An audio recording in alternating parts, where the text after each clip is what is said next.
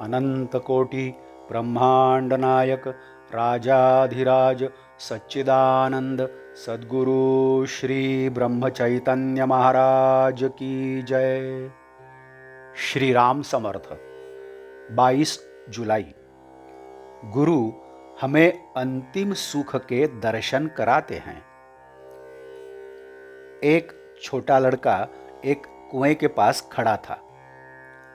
उसकी कोई चीज कुएं में गिर गई थी और उसे निकालने के लिए वह कह रहा था, मैं कुएं में कूदता हूं। यह देखकर एक मनुष्य जो वहां खड़ा था उसने बोला, ऐसा मत कर, कुएं में कूदा तो डूब जाएगा। फिर भी वह मान नहीं रहा था। इतने में उसका बाप वहां आया। उसने भी उसे खूब समझाया, मना किया, लेकिन फिर भी वह नहीं माना। तब तो वह उसे डराता मारता पिटता घर ले गया। तो अब वह लड़के को मार रहा था, इसलिए क्या आप पिता को दोष देंगे? इकलौता एक बेटा मनौती मानकर हुआ, क्या तुम ऐसा कहोगे, उसे कुएं में कूदने दिया होता तो क्या होता? नहीं कहोगे ना। तो फिर गुरु भी क्या करते हैं? हम विषय वासना के कारण विषय मांगा करते हैं और वे दिए गए तो हम डूब मरेंगे, यह गुरु जानते हैं। इसलिए वे हमें उनसे बचाने के लिए 2-4 अच्छी बातें कहते हैं। हम उनकी बातों को नहीं सुनते हैं तो वे हमें डर भी दिखाते हैं। हम रोते हैं तब भी वे हमें उसमें से ऊपर खींचते ही रहते हैं, अर्थात विषय वासना में डूबने से बचाते रहते हैं। हम तो बड़े और पढ़े लिखे हैं, उस लड़के के समान अनजान नहीं, बालक नहीं हैं। तब भी हमारी इच्छा होती है कि हम विषय में कूद पड़ें। गुरु कहते हैं शादी मत करो, तो हमारी शादी कब होगी ऐसा पूछते हैं। उनके पीछे पड़ते हैं और अंत में हम ऐसा तक कहते हैं कि गुरुजी कुछ समझते ही नहीं।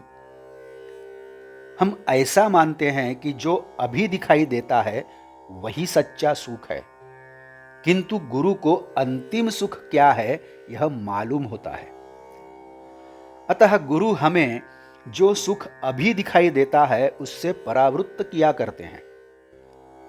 अतः लाभदायक यही है कि हम गुरु के वचनों पर विश्वास रखकर उनकी आज्ञा के अनुसार व्यवहार करें और उन्होंने जो साधन बताए हैं वे ही करते रहें। तब हमें अंतिम सुख का लाभ होगा। गुरु आज्ञा करते हैं यानी क्या करते हैं? वे जहां हमारा मन उलझा होता है वहां से हमें निकालने का प्रयत्न करते हैं। भगवान भक्त के संकट दूर करते हैं, यानी उसके गृहस्थी के संकट दूर नहीं करते। वे तो बड़ी आसानी से दूर किए जा सकते हैं। भक्त को संतोष में रखकर उसे संकट सहन करने की शक्ति देते हैं। भक्त का वे सदा स्मरण रखते हैं और ऐसे भक्त ही संत पद तक पहुंचते हैं। हमें किसी विद्वान मनुष्य की विद्वत्ता समझना चाहते हैं तो हमें भी थोड़ा विद्वान होना चाहिए। वैसे संत को पहचानने के लिए संतों में जो गुण विद्यमान होते हैं उनमें से कुछ तो हम में भी होने चाहिए। संतों का मुख्य गुण यह है कि वे निरंतर भक्ति की भावना में रत रहते हैं।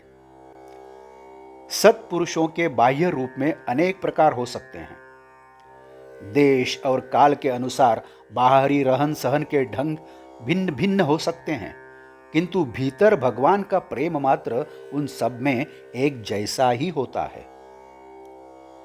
आज का बोध वचन। गृहस्थी में डूबे लोग विषय प्राप्ति के लिए कोशिश करते हैं, लेकिन विषय मांगने पर भी जो नहीं देता और उससे परावृत्त करता है वह संत है। जानकी जीवन स्मरण जय जय राम। नमस्कार। यदि आपने इस चैनल को अभी तक सब्सक्राइब नहीं किया है तो कृपया सब्सक्राइब करिए। इस चैनल को लाइक करिए, शेयर करिए, कमेंट्स भी दें।